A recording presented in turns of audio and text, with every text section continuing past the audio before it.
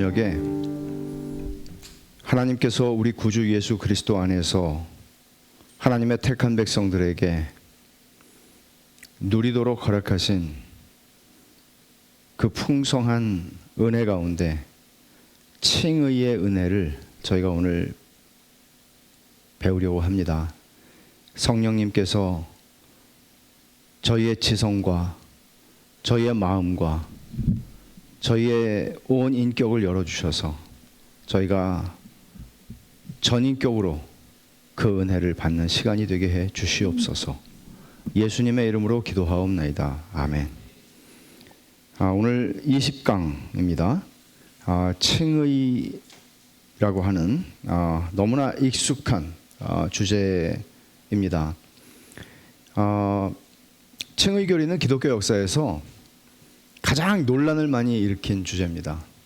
이거보다 더 많은 논란을 일으킨 주제는 아마 없을 겁니다. 그리고 지금도 여러분 로마서에서도 사실은 그런 논란이 있었고 갈라디아서에서도 그런 논란을 다루었고, 근데 오늘날 21세기에서도 여전히 칭의 교리와 관련해서 논란이 많습니다. 16세기에 종교개혁이 일어났을 때에도 결국 그 교회의 큰 대분열이죠. 대분열이지만 사실은 보기에 따라서 한편으로는 분열이지만 한편으로는 하나님께서 하나님의 진리를 온전하게 드러내신, 묻혀져 있던 진리를 드러내신 일이 종교개혁이었습니다. 그래서 마틴 루터는 이 칭의 교리를 가리켜서 기독교가 서거 넘어지는 교리다, 그렇게 얘기를 했습니다. 그렇다면 우리가 칭의 교리를 얼마나 잘 이해를 해야 되겠습니까? 단순히 신천지에 넘어간다 뭐 이런 차원의 문제가 아니라 이 칭의 교리를 잘 이해를 하지 못하고 배우지를 못하면 결국 복음을 모르는 것이고요. 칭의 교리를 잘 모르면 어떤 날은 우리가 크게 감격하고 은혜를 받았다고 하지만 돌아서면 내가 언제 은혜를 받았나, 내가 하나님에게 버림받은 존재 아닌가, 이런 식의 롤러코스터를 타는 것 같은 이런 신앙생활을 벗어날 길이 없습니다. 칭의라고 하는 것은 하나님께서 우리에게 주신 얼마나 안심하게 하는 그런 은혜인가 하는 것을 오늘 우리가 말씀을 좀 상고하려고 하는데, 칼빈은 이런 얘기를 했어요. 칭의 교리는 모든 것이 의지하여 돌아가는 돌적이와 같다. 그러니까 모든 기독교 교리가 이 칭의 교리를 중심으로 해서 다 돌아간다는 거죠. 69문을 한번 보겠습니다. 제가 읽을게요. 보이지 않는 교회의 지체들이 은혜 안에서 그리스도와 나누는 교제는 무엇입니까? 같이 읽죠. 보이지 않는 교회의 지체들이 은혜 안에서 그리스도와 나누는 교제는 칭의, 양자됨, 성화, 그 밖에 이 세상에서 그리스도와의 연합을 나타내는 모든 일에서 그리스도의 중보의 효험에 참여하는 것입니다. 보이지 않는 교회의 지체들이 은혜 안에서 그리스도와 나누는 교제를 얘기를 합니다. 첫 번째는 효력 있는 부르심을 통해 그리스도와 연합한 신자들이 누리는 교제다 하는 것을 주목할 필요가 있어요. 효력 있는 부르심은 지난 시간에 여러분들이 배우셨죠. 그것은 성령께서 우리를 부르시는 것입니다. 그것은 불가항력적입니다. 성령께서 우리를 부르실 때 우리는 그 앞에 응답하게 되어 있습니다. 그렇게 해서 우리는 하나님 앞에 나아갑니다. 효력 있는 부르심을 통해 그리스도와 연합한 사람들, 이 표현은 효력 있는 부르심이 있었기 때문에 우리에게 성령께서 믿음을 주셨고 거듭나게 하셨고, 그래서 그리스도와 연합하게 하셨고, 그리스도와 연합해서 누리게 되는 모든 은혜, 교제를 말하는 것입니다. 이 교제는 그리스도와 나누는 교제라고 그랬죠. 그러니까 그리스도와의 연합이라고 하는 우리가 칭의라고 하는 것도, 성화라고 하는 것도, 양자됨이라고 하는 것도, 많은 구원을 설명하는 요소들이 있는데 이 모든 것들은 다 그리스도와의 연합이라고 하는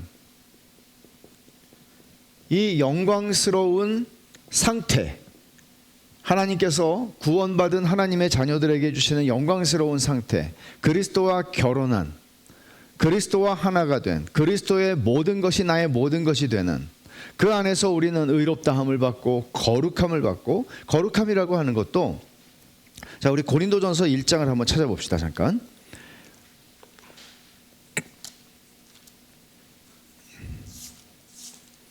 고린도전서 1장 30절 말씀을 제가 읽겠습니다.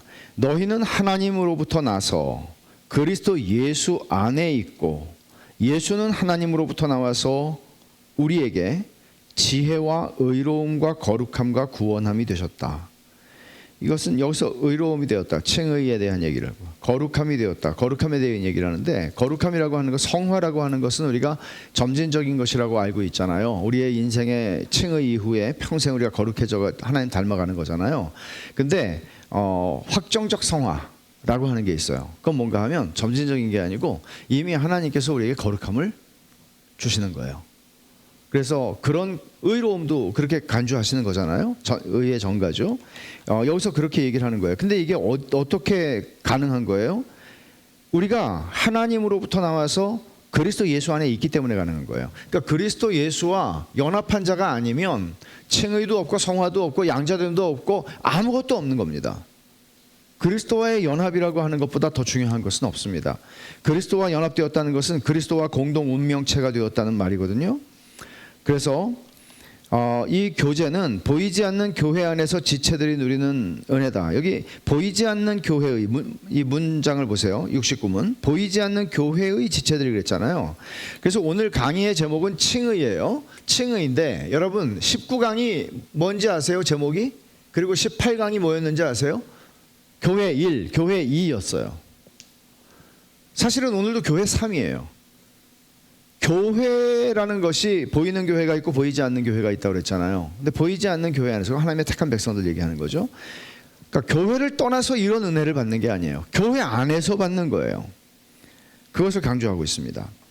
자, 칭의라고 하는 것은 우리가 나중에 70에서 73 여기서 오늘 배우는 거고요.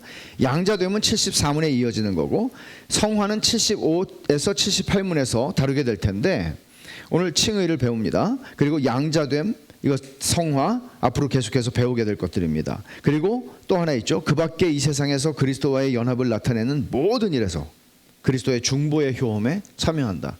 그리스도와 연합하는 이 우리의 삶의 모든 순간순간들, 은혜를 받는 순간에도 내가 지금 주님과 연합한 사람이지 라고 하는 것을 내가 깨달을 때 이 모든 은혜들을 누리게 되는 것입니다. 자, 그러면 70문 봅시다. 칭의가 무엇인가? 칭의 같이 읽죠. 칭의는 하나님께서 죄인들에게 값없이 주시는 은혜의 행위입니다. 즉 하나님께서는 죄인들의 모든 죄를 용서하시고 그들 자신 그대로 하나님 보시기에 의롭다고 받아들이시고 간주하십니다. 이는 죄인들 안에 일어난 어떤 것이나 그들이 행한 어떤 일 때문이 아니라 다만 그리스도께서 이루신 완전한 순종과 충분한 만족을 하나님께서 죄인들에게 전가하시고 그들은 이를 오직 믿음으로 받음으로써 그러합니다. 번역도 까다롭지만 언어를 되게 정교하게 성경에 있는 내용들을 쓸데없는 말들 없이 요약한 것이죠. 자, 봅시다. 칭의는 최후 심판의 재판장이신 하나님께서 사법적으로 선언하시는 것입니다. 사법적으로 선언한다는 것은 이런 거죠. 예를 들어서 내가 죄인이에요. 죄인인데 대법원에서 이제 최종 판결을 내는데 분명히 그 사건, 그 소송 사건에 있어서 내가 죄를 지었습니다. 유죄입니다. 근데 너무나 훌륭한 변호사가 변론을 잘해서 그리고 증거가 없어서 재판장이 무죄를 선언합니다. 그러면 어떻게 됩니까? 그럼 무죄인 거죠. 사실은 이거 똑같다고 말할 수는 없지만 이것과 굉장히 유사합니다. 사법적 선언이에요. 근데 그 사법적 선언하시는 분은 누구시죠? 대법원장이 아니라 최후의 심판자이신 하나님입니다. 그 이상의 재판은 없습니다. 근데 그 사법적 판단을 언제 하시는가 하면 우리는 사도신경에서 최후의 심판을 믿습니다. 저리로서 산자와 죽은 자를 심판하러 오실 것을 믿습니다. 그렇게 얘기하잖아요. 그날 심판할 거예요. 심판이 있을 겁니다. 분명히 있을 겁니다. 죽은 자와 산자를 다 부활시켜서. 그런데 믿는 자들에 대한 사법적 선언은 언제 일어나나 하면 믿는 자예요. 믿는 자. 신자들, 다시 말하면 택한 백성들에 대한 사법적 심판은 언제 일어나나 하면 이 사람이 믿는 순간에 하나님께서 의롭다고 선언하십니다. 언제? 처음 믿는 순간에. 그럼 우리는 이런 질문을 할 수 있죠. 내가 앞으로 어떻게 살지를 다 아셨기 때문에 하시는 것인가? 내가 얼마나 믿음으로 착하게 잘 살지를 미리 아시고 하시는 것인가? 그렇게 얘기하진 않습니다. 그러나 우리의 처음 믿는 그 첫 믿음이 참된 믿음이면 그 참된 믿음은 결국 역사하는 믿음이고, 갈라디아서 5장의 표현을 빌면 사랑으로서 역사하는 믿음이고, 야고보서의 표현을 빌면 순종과 행위를 낳는 믿음입니다. 이 안에 이가 씨와 같은 거죠. 그래서 이 씨앗이 우리 안에 있음을 보시고 멀리 마지막 심판의 때까지 기다리지 않고 미리 의롭다고 선언을 하시는 겁니다. 그럼 이렇게 하시는 이유가 무엇이겠습니까? 그러면 우리가 값싼 은혜 가운데 머물지 않겠습니까?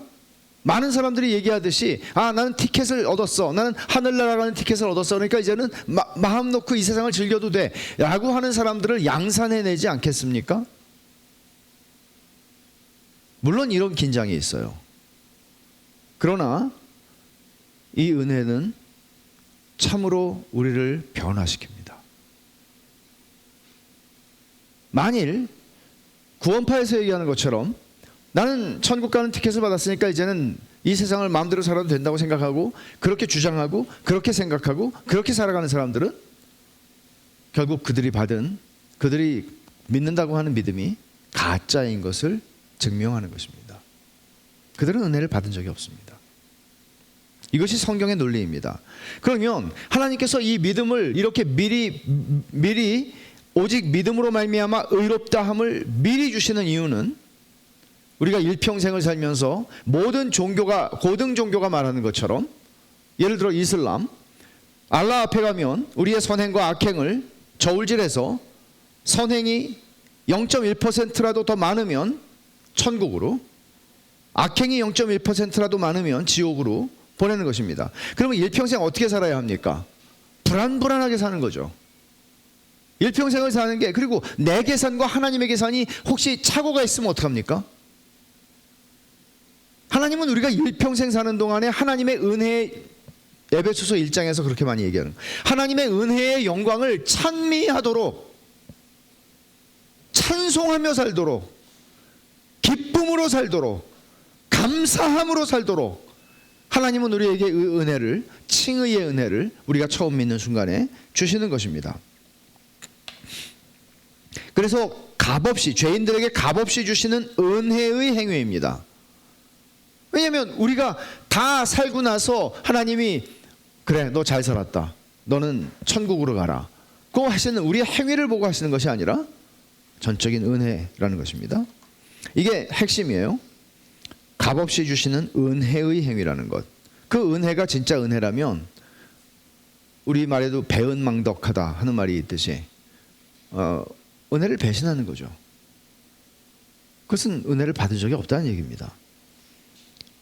아까 우리가 부른 찬송처럼 온 세상 만물 다 가져도 그 은혜 다 못 갚겠네, 이게 신자들의 고백인 것이죠.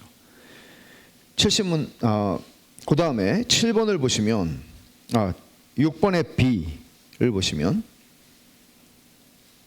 B를 보기 전에 A죠. 사법적 선언은 실제로는 의인이 아닌 불경건한 죄인이지만, 의인이 아니에요. 실제로는 내가 나를 알고 하나님도 나를 아세요. 마귀도 나를 압니다. 그럼에도 불구하고 행위 때문에, 나의 태도가 좋아서 하나님이 우리를 의롭다고 하신 게 아니고 믿음으로, 그리고 택함받은 자들을 하나님이 보시기에 법적으로 의롭다고 간주하시고 죄사함과 무죄를 선언하신 거예요. 죄사함이라고 얘기하는데 여기 뭐라고, 이 70문의 답에 뭐라고 썼어요? 죄인들의 모든 죄를 용서하시고 라고 할 때, 모든 죄라고 하는 것은 여러분들이 지금까지 지은 모든 죄가 아니라 우리가 지금까지 과거에 지은 모든 죄가 들어가고, 현재에 짓고 있는 죄가 들어가고, 미래에 짓게 될 죄가 들어가고, 우리가 죽는 순간까지요. 이게 모든 죄예요.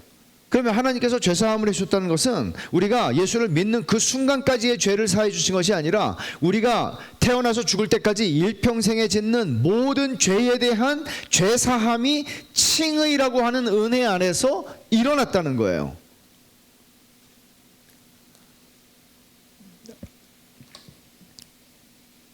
그래서 하나님이 보실 때는, 하나님은 영원하신 분이잖아요. 하나님은 과거의 죄는 사해 주셨는데 지금 또 죄를 짓고 있고 또 미래에 지을 죄까지도 보시잖아요. 그러면 하나님 앞에서는 죄 없는 존재일 수가 없는 거잖아요.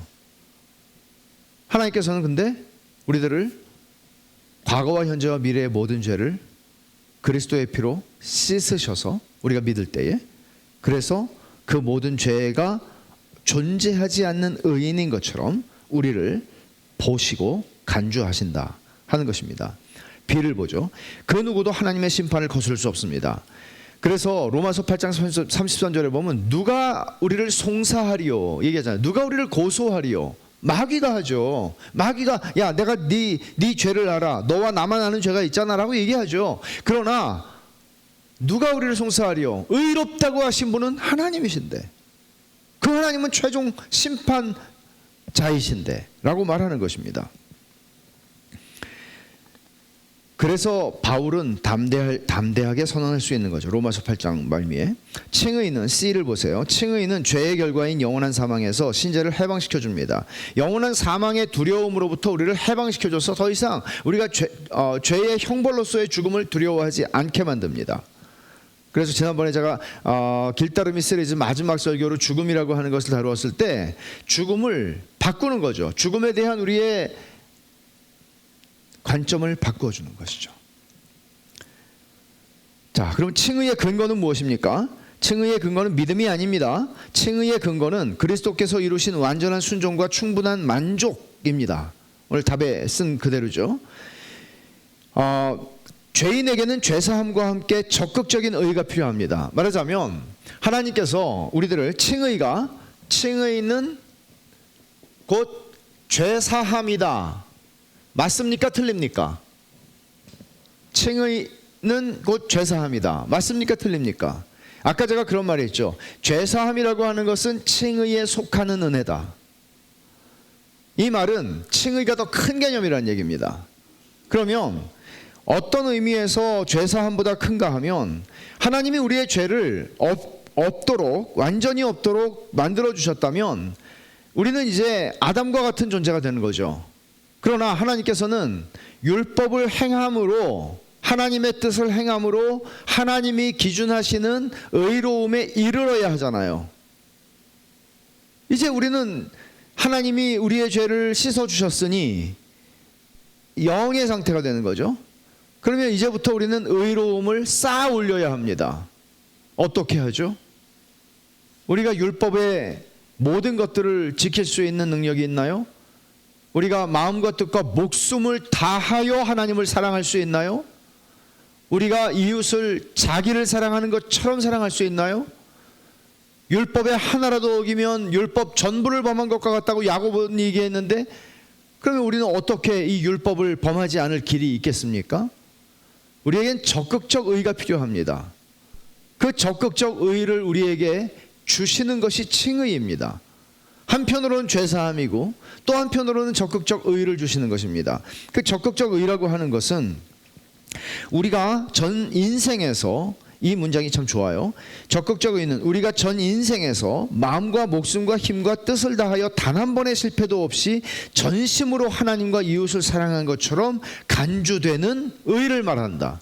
죄를 짓지 않는 것이 아니라 전 생애에서 한 번도 하나님을 그렇게 전심으로 사랑하지 않은 적이 없으며 이웃을 내 몸처럼 사랑하지 않은 적이 없다고 여겨주시는 것입니다. 이 말은 무슨 말이에요? 그리스도와 같이 여겨주신다는 말이잖아요. 주님이 그러셨으니까요. 이 땅에 육신을 입고 오셔서 주님이 그렇게 하셨으니까요. 율법을 완전히 순종하셔서 십자가에 당신을 못 박는 자들을 용서해 주시기를 원수들을 위해 기도하시고 원수를 사랑하셨으니까요. 그리스도와 같이 우리를 보시는 거죠. 그게 그리스도와의 연합입니다. 그리스도를 보시듯이 나를 보시는 것입니다. 그래서 그리스도의 완전한 순종은 능동적 순종과 수동적 순종이 있는 거예요. 수동적 순종이라는 것은 받는 거죠. 형벌을 받으시는 거죠. 죄의 대가로 십자가의 죽음을 받으시는 거죠. 그러나 능동적 순종은 율법을 순종하심으로써 율법을 완전히 이루셔서 율법의 의를 얻으시는 것입니다. 수동적 순종을 통해서는 우리의 죄사함이 일어나고요. 능동적 순종을 통해서는 우리에게 적극적 의를 주시는 것입니다. 그래서 이 밑에 보시면 별표 이중전가라는 말이 있죠. 이중전가라는 말을 보세요. 나의 죄가 그리스도께 전가되는 거예요. 이게 하나죠. 그리스도의 의가 나에게 전가되는 거예요. 이게 두 번째예요. 이중, 그래서 이중전가라고 얘기를 해요. 하나님께서는 전가된 죄에 근거해서 그리스도를 심판하셨습니다. 그럼으로써 하나님은 당신이 의롭다는 것을 증명하셨고요. 우리에게 전가된, 죄인에게 전가된 그리스도의 의에 근거해서 믿는 우리들을 의롭다고 선언해 주십니다. 이것이 이중전가, 칭의의 의미입니다. 칭의의 수단을 보죠. 바로 앞에, 이중전가 앞에. 칭의의 수단은 무엇입니까? 죄인 안에 일어난 성품의 변화나 그들이 이룬 노력과 성취가 아니라 오직 그리스도를 믿는 믿음뿐입니다. 그래서 믿음을 가리켜서 특별히 도구적 원인이라고 말을 합니다. 도구적 원인, 도구적 수단, 원인이 아니죠. 원인과 근거는 그리스도가 원인과 근거입니다. 그리스도의 순종이 원인과 근거입니다.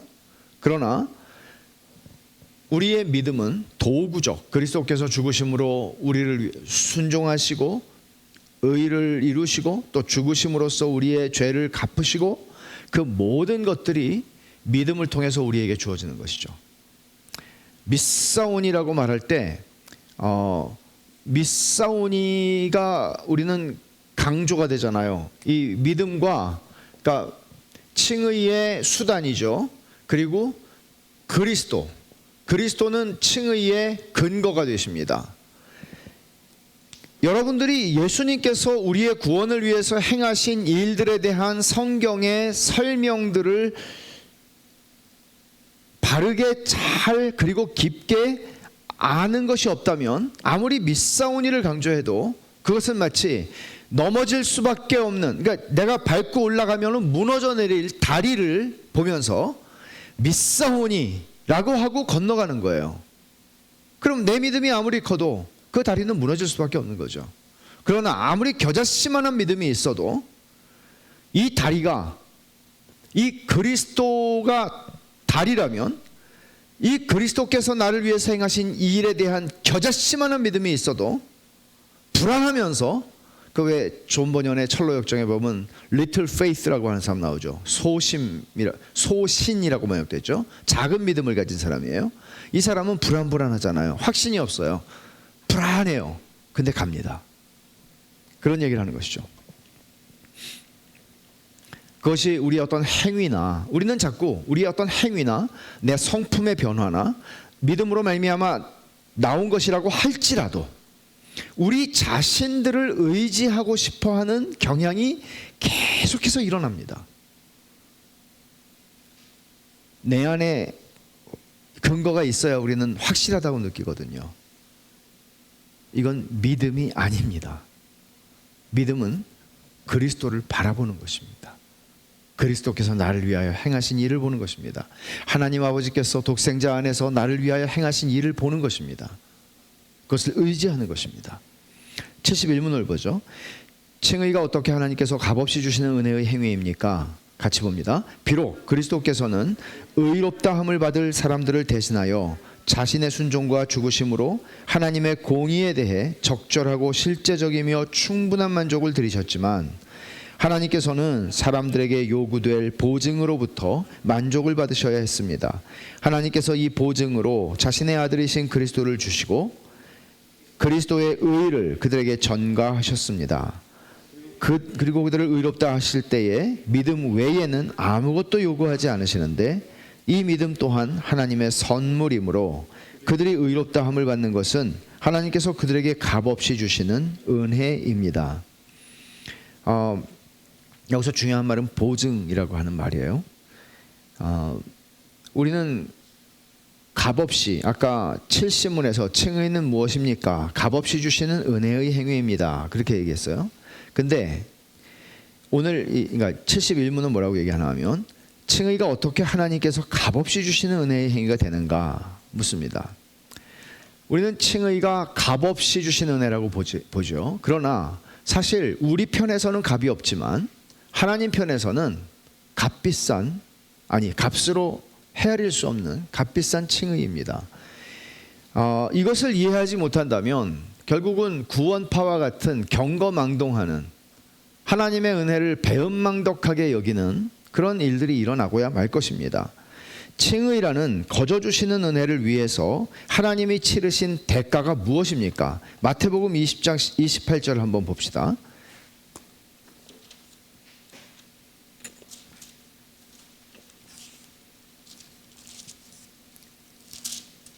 인자가 온 것은 섬김을 받으려 함이 아니라 도리어 섬기려 하고 자기 목숨을 많은 사람의 대속물로 주려 함이니라.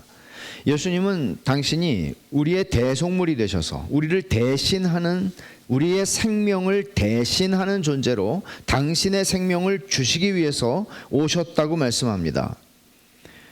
베드로전서 1장 18절 19절도 그 말씀을 하죠. 예수 그리스도의 보배로운 피로 우리가 죄사함을 얻었다. 그러면 성경이 얘기하고 있는 그 보배로운 피, 보혈을 한번 생각을 해보세요. 보혈은 왜 보배로운 피라고 얘기하죠? 예수님의 생명이니까요. 예수님의 생명을 주신 것이니까요. 예수님의 생명과 내 생명을 맞바꾸셨으니까요.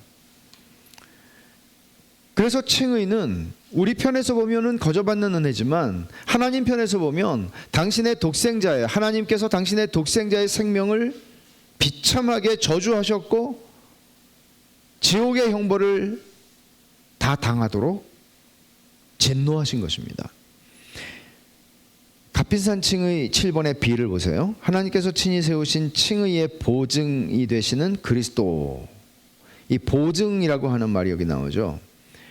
여러분 보증 서지 마라, 그런 말 많이 사람들이 하잖아요. 보증 서지 마라. 옛날에 보증 서다가 폐가 망신한 사람 정말 요즘도 있습니까? 모르겠어요. 근데 옛날에 정말 많았거든요, 그런 스토리들이. 근데 보증을 쓴다는 것은 완전히 내가 내 모든 재산, 그만큼의 보증을 쓰는 만큼의 것을 잃어버릴 각오를 하는 거잖아요. 근데 하나님께서는 예수님께서 모든 만족을 다 하시도록 순종하셨고 속죄를 이루셨지만 예수 그리스도 보증을 요구하시는데, 그 보증은 우리 편에서 보증을 세워야 되는 거죠. 근데 그 보증인을 하나님께서 우리에게 주십니다. 예수님을 주십니다. 그래서 이사야 한번 찾아보죠. 이사야 53장 6절. 우리는 다 양 같아서 그릇 행하여 각기 제 길로 갔거늘 여호와께서는 우리 모두의 죄악을 그에게 담당시켰도다. 우리 모두의 죄악을 그에게 담당시켰도다. 왜? 우리 갚을 능력이 없으니까. 이게 보증이에요. 여기 10절을 한번 한 구절 더 볼까요? 이사야 53장 11절. 그가 자기 영혼에 수고한 것을 보고 만족하게 여길 것이라. 나의 의로운 종이 자기 지식으로 많은 사람을 의롭게 하며 또 그들의 죄악을 친히 담당하리라. 이게 보증인이 하는 일이에요. 예수님께서 그 일을 하셨어요. 그런데 문제는 뭔가 하면 그 보증인이 우리가 만들어야 되는 보증인이에요. 우리가 찾아내야 되는 보증인이에요. 근데 뭐라고 얘기하죠? 하나님께서 이 보증으로 자신의 아들이신 그리스도를 주시고, 이 보증인도 하나님이 제공하셨어요. 그것이 로마서 8장 32절에 그 아름다운, 그 우리를 평안케 하는 그 말씀이죠. 왜 평안해요? 보증인 때문에요. 너무나 든든한 보증인이 있어서요. 로마서 8장 32절. 자기 아들을 아끼지 아니하시고 우리 모든 사람을 위하여 내주신 이가 어찌 그 아들과 함께 모든 것을 우리에게 주시지 아니하겠느냐.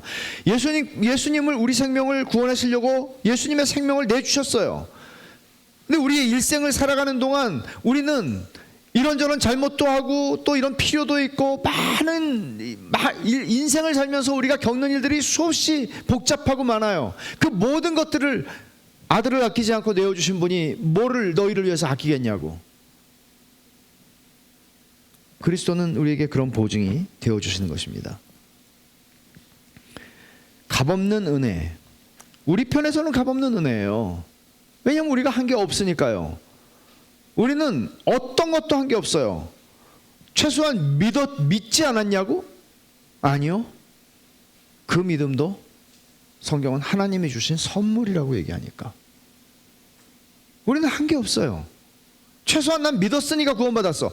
그런 말 못해요. 믿음으로 받는 칭의에서, 이 칭의라는 말을 더 길게 쓰면 오직 믿음으로 말미암는 칭의예요. 제대로 문장을 완성한다면, 문장은 아니지만 믿음으로 받는 칭의에서 믿음도 선물로 받은 것이기 때문에 에베소서 2장 8절에서 말하잖아요. 믿음은 선물이라고. 그래서 자랑할 수 없다고. 그래서 칭의가 값없이 받는 은혜가 되는 것입니다. 72문. 의롭게 하는 믿음은 무엇입니까? 이 말은요, 의롭게 하는 믿음, 우리가 어떤 믿음은 의롭게 하지 않는 믿음이 있죠. 당연하죠. 가짜 믿음은 의롭게 할 수 없죠. 우리는 속을 수 있을지언정 하나님은 속지 아니하시죠. 그러면 이 믿음은 가짜 믿음이라는 얘기인데, 그럼 진짜 믿음은 무엇입니까? 그런 물음입니다. 답을 한번 읽어보겠습니다. 의롭게 하는 믿음은 성령과 하나님의 말씀으로 말미암아 죄인의 마음속에서 일어나는 구원의 은혜입니다. 이 구원의 은혜로 말미암아 죄인은 자기 죄와 비참을, 그리고 자신과 다른 피조물들에게는 잃어버린 바 된 상태에서 스스로 회복할 수 있는 능력이 없음을 깨닫고 복음이 약속하는 진리에 동의할 뿐만 아니라 죄사함을 받기 위해, 그리고 구원받기 위해 하나님 보시기에 의롭다고 받아들여지며 간주되기 위해 복음에서 제한된 그리스도와 그리스도의 의를 받아들이고 의지합니다.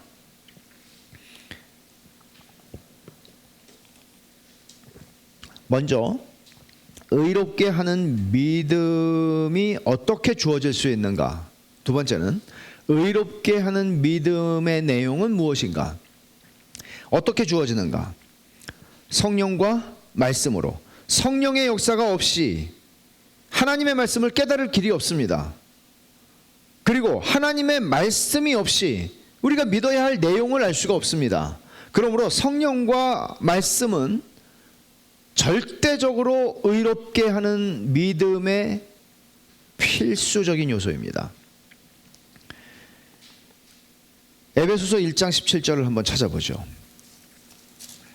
사실 여러분, 시간이 제한되어 있어서 제가 이 웨스트민스터 대열의문답 강의 시작하면서 30분 강의하고 30분은 질의응답해야 되겠다 이렇게 생각했는데, 그것도 제가 잘못 생각한 것이지만 사실 여기에 있는 성경 구절들을 다 읽을 수 있다면 굉장히 좋습니다.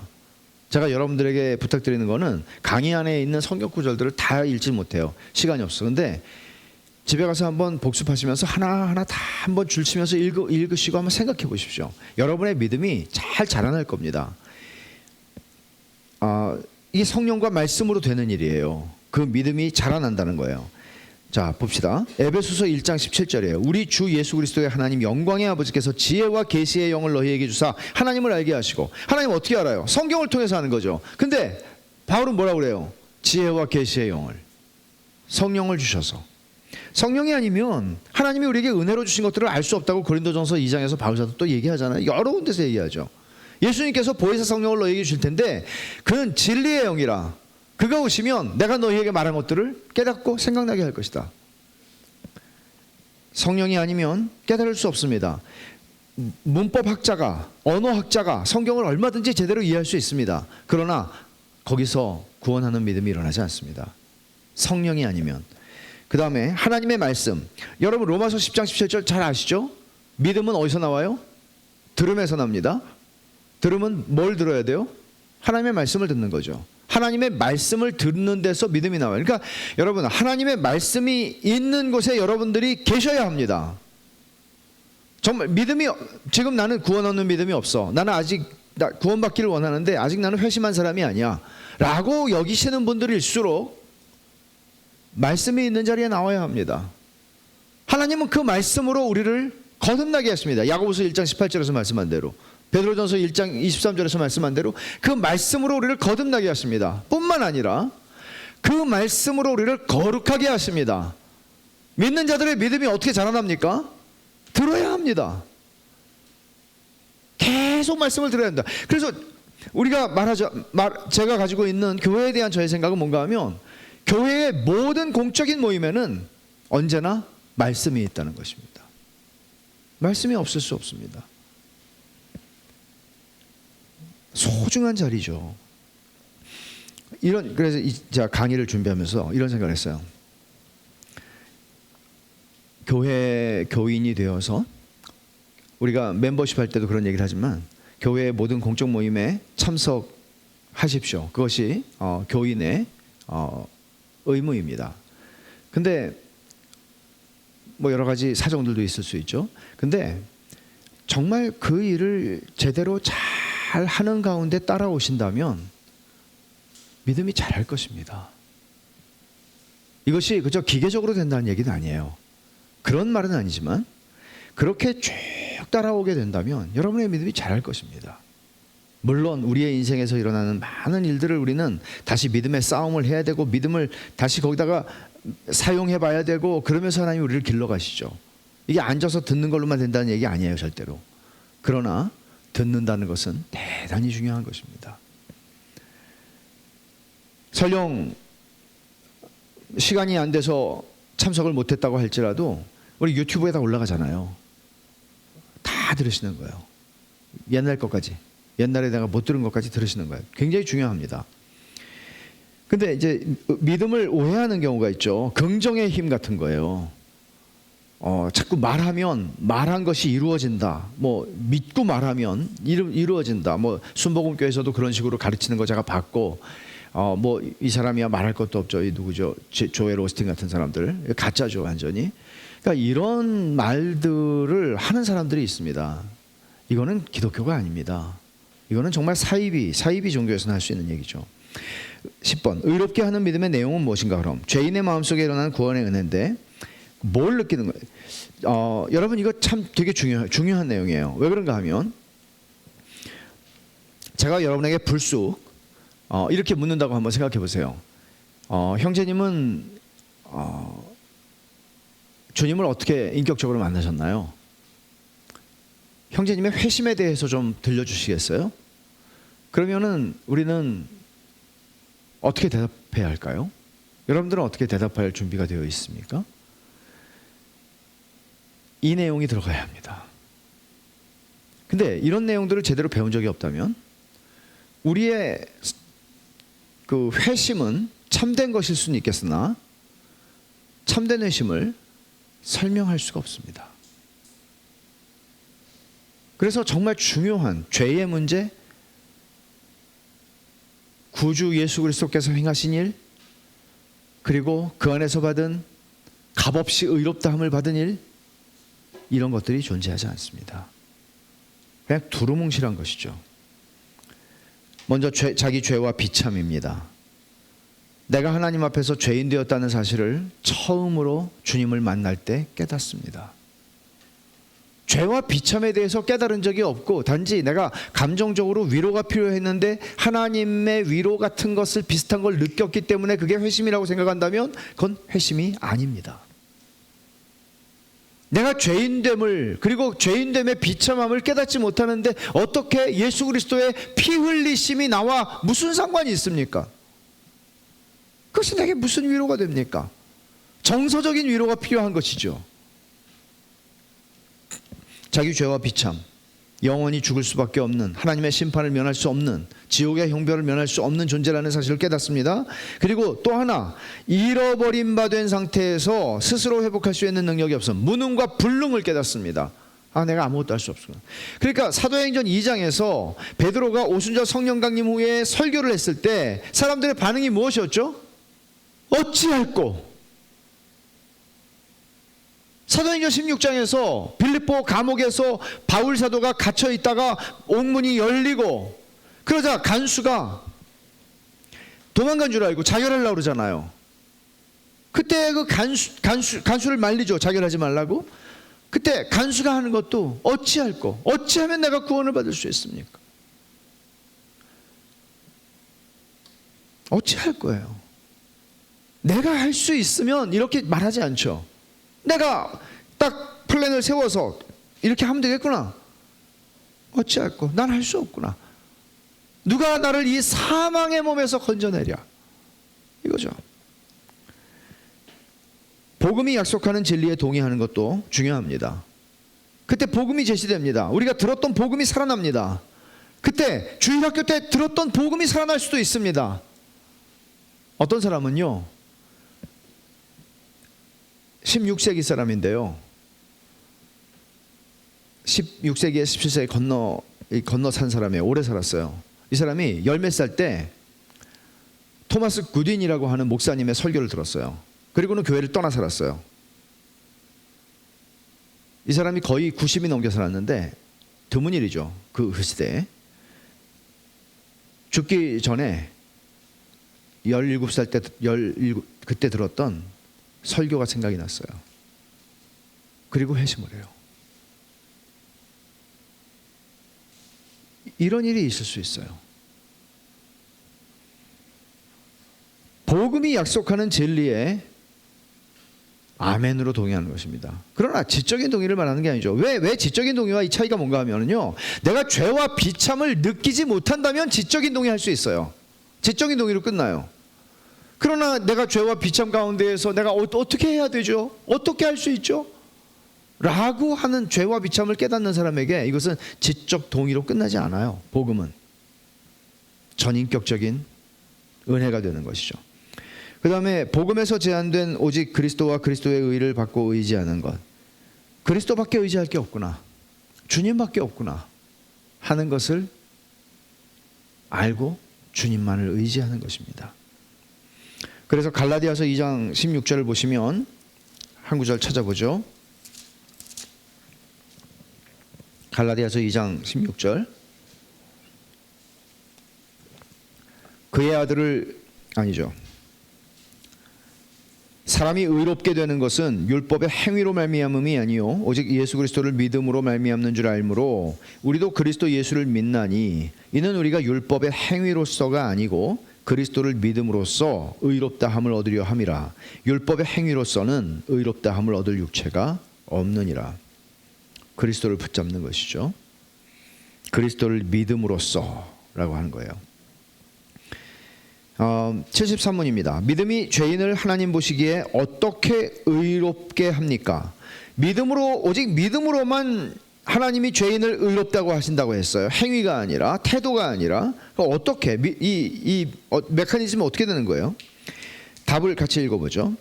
믿음이 죄인을 하나님 보시기에 의롭게 하는 것은 믿음에 항상 따르는 다른 은혜들이나 믿음의 열매인 선행 때문이 아닙니다. 또 믿음의 은혜 자체나 믿음에서 나오는 어떤 행위가 의롭다 함을 위해 죄인에게 돌려지기 때문도 아닙니다.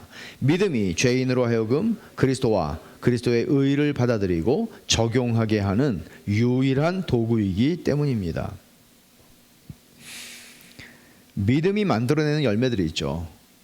선행. 믿음은 행위를 낳게 되어 있죠. 참된 믿음이라면. 야고보는 그렇게 얘기했잖아요. 믿음이, 행위가 없는 믿음은 죽은 믿음이다. 진짜 믿음이면 낳게 돼 있어요. 그러니까 믿음이 있다고 하는데 전혀 사랑하지도 않고 형제를 자기밖에 모르고, 믿음이 있다고 하는데 전혀 믿음이 만들어낼 수 있는 행위들이 없어요. 그러면 그 믿음은 가짜인 것이죠. 여러분, 이 말은 주의해서 들으셔야 합니다. 믿음이 약한 믿음이 있고 가짜 믿음이 있습니다.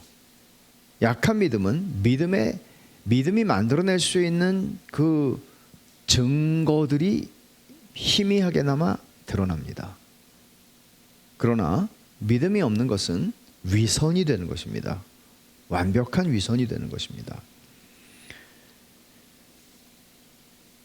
우리가 때로는 믿음으로 말미암아 우리의 어떤 거룩한 변화도 좀 보게 되고 성품도 바뀌는 걸 보게 되고 믿음 때문에 내가 어떤 일을 하게 되고 하는 것들을 볼 때 그것을 의지하게 되는 일이 참 많이 일어납니다. 신앙생활을 하다 보면 내가 이렇게 교회를 열심히 섬겼지, 내가 이렇게 형제를 내 몸과 같이 사랑했지 라고 하는 의로움이 생기게 됩니다. 그리고 그것을 의지하는 쪽으로 우리는 가기가 참 쉽습니다.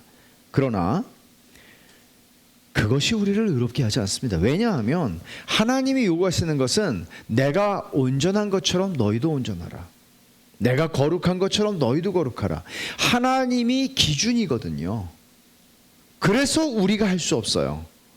그래서 그리스도께서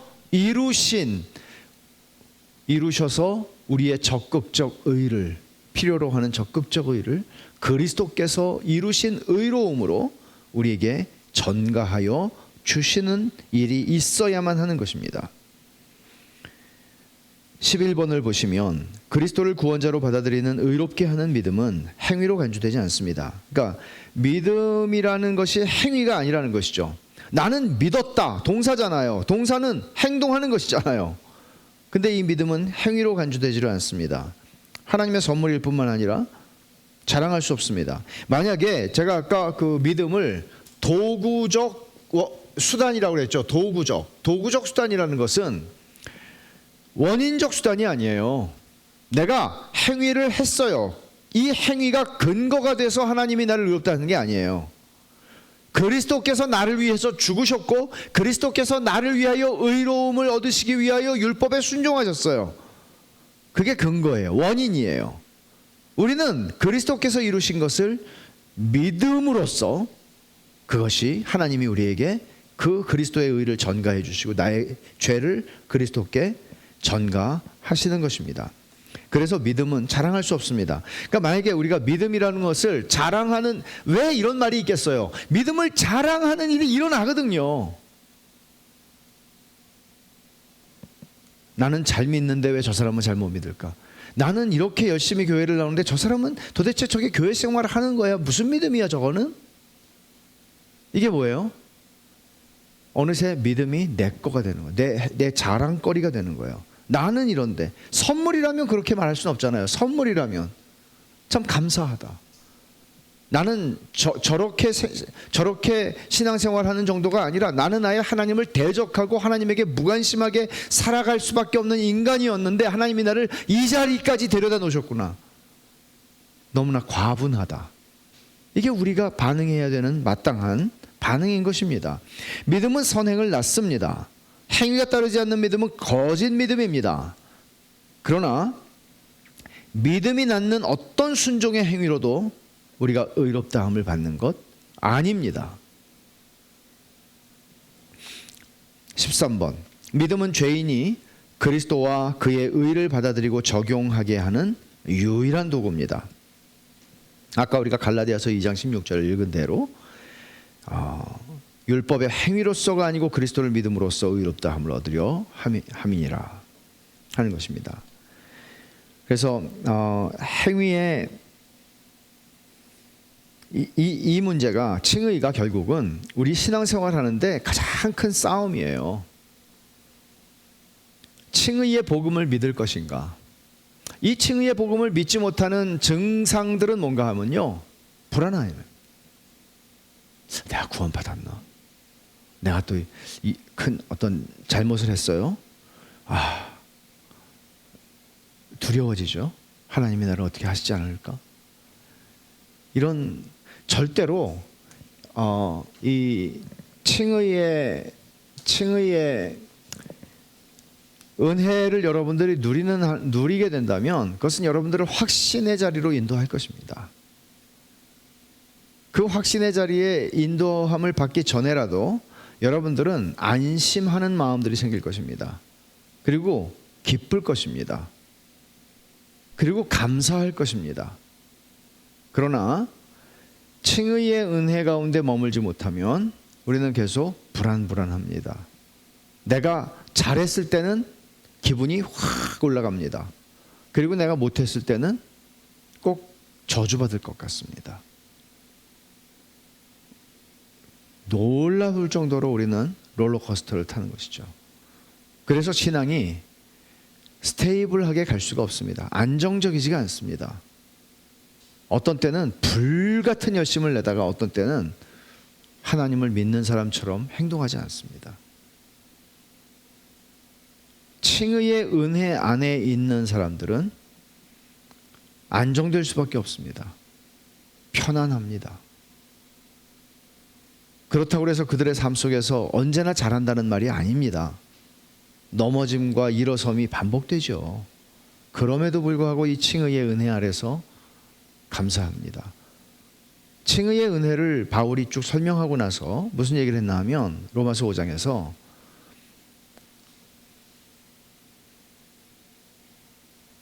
죄가 많은 곳에 은혜가 넘친다. 내가 범죄했을 때 저주가 넘친다고 말하지 않습니다.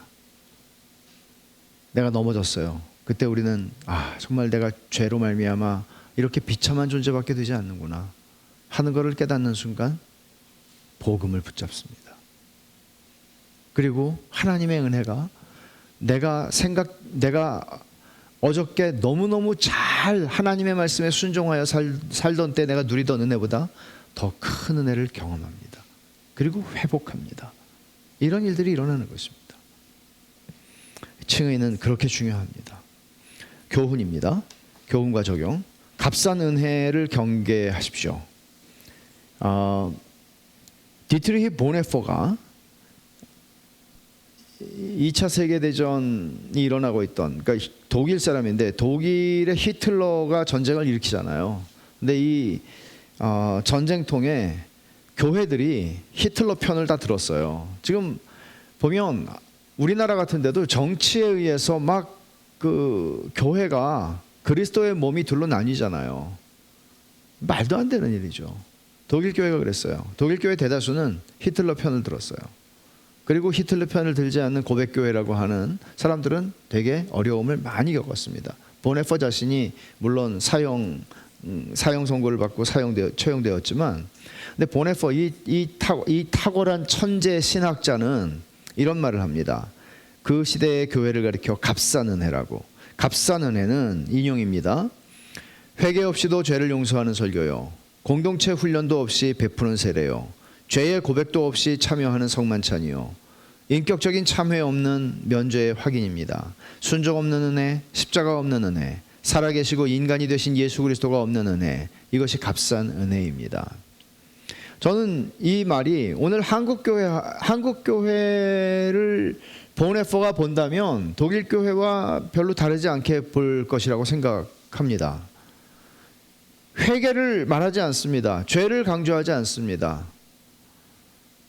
공동체 훈련이 없다는 얘기는, 이 훈련이라고 여기서 말해서 그렇죠. 사실은 공동체 속에 들어온다는 것은, 세례는 공동체 속에 들어오는 거잖아요. 그 공동체 속에 들어온다는 것은 자기를 부인하는 거예요. 내 편한 대로 사는 게 아니에요. 공동체 속에 들어온다는 것은 나를 맞추어 가는 거예요. 근데 누가 그렇게 해요, 요즘에? 다 자기 개성대로 살죠. 심지어 교회에서도. 근데 세례를 받았어요. 한 몸이라는데, 세례를 받은 사람들은 한 몸이 될 생각이 없어요. 난 구원받았으니까 라고 생각해요. 성만찬이 어떤 죄에 대한 고백도 없이 성만찬이 그냥 값싸게 베풀어져요. 순종 없어요. 십자가 없어요. 살아계시고 인간이 되신 예수 그리스도 없어요. 하나님이 치르신 값비싼 대가 없어요. 공짜예요. 다. 이런 값싼 은혜는 사람을 조금도 변화시킬 수 없습니다. 가짜 믿음인 것이죠. 그래서 우리는 언제나 값싼 은혜가 되지 않기 위해서 이 문장을 생각할 필요가 있고요. 이 문장을 생각하지 않는다 하더라도 죄인을 의롭다고 하시기 위해서 하나님이 치르신 대가를 생각한다면, 성경을 읽으면 성경에는 맨 그 말씀이잖아요. 값싼 은혜로 갈 수 없죠. 15번. 의롭게 하는 믿음은 순종의 행위의 열매를 낳습니다. 참된 믿음은 행위를 낳습니다. 16번 칭의의 은혜에 머물고 그 은혜를 누리십시오. 로마서 8장 1절 아시죠? 찾아봅시다. 칭의의 은혜를 누리는 것은 바로 이것입니다. 로마서 8장을 읽으면서 이게 내 고백입니다라고 하는 거죠, 사실. 8장 1절을 같이 한번 읽을까요? 그러므로 이제 그리스도 예수 안에 있는 자에게는 결코 정죄함이 없나니. 그리스도 예수 안에 있는 자에게는 결코 정죄함이 없습니다. 제가 이 말씀을 설명할 때 이렇게 설명하거든요. 그리스도 예수 안에 있는 자에게는, 그리스도 예수 안에 있는 자 누구예요? 그리스도와 연합한 자예요.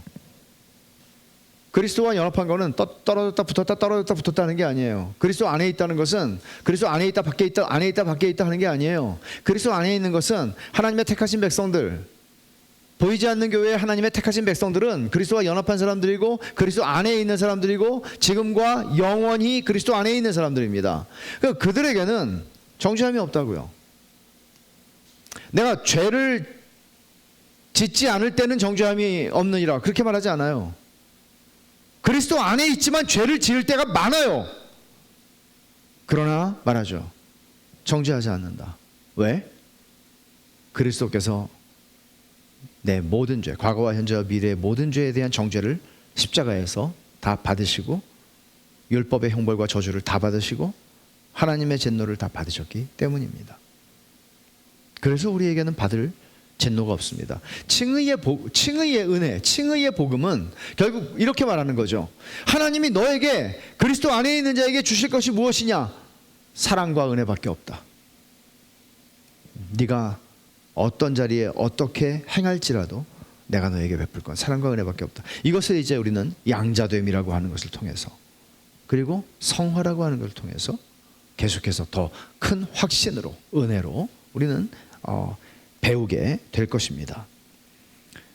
같이 우리 기도하겠습니다. 오늘 질문은 없네요. 같이 우리 이제 온라인은 이제 그만하고요.